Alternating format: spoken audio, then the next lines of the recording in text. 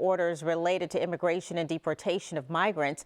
The orders have a number of migrants concerned for the future. Webb Wright has more on how some are already being litigated in court.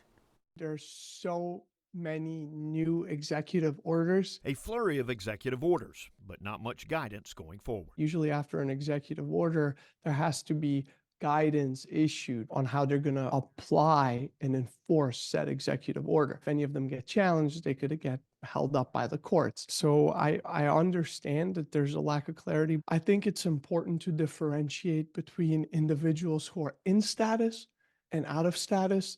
So those who are in status, student visas, work visas, any sort of visas in the country, unless it's necessary to currently travel to get a new visa, to extend it or anything like that, it's probably worth it to wait until there's exact guidance on how to proceed. For now, the concentration is on detaining those that have broken the law, but law enforcement is not this black and white in practice. When, say, a government agency does a raid, people who may have never committed a crime could also be tangled up in it just because they're at the wrong place at the wrong time. Even if the priority is to catch violent offenders and criminals who the system wants to target, there is a risk for everyone else.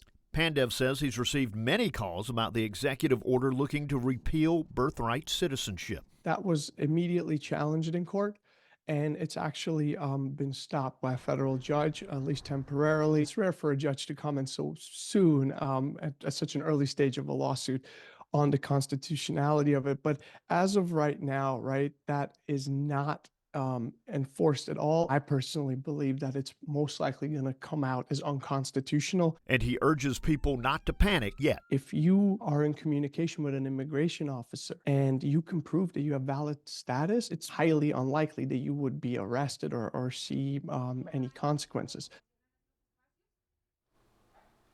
Charleston County Sheriff Carl Ritchie made a statement saying, quote, "We have established an active working relationship with federal officials in a collaborative manner as we continue to receive updated guidance from them and they from the new administration in Washington.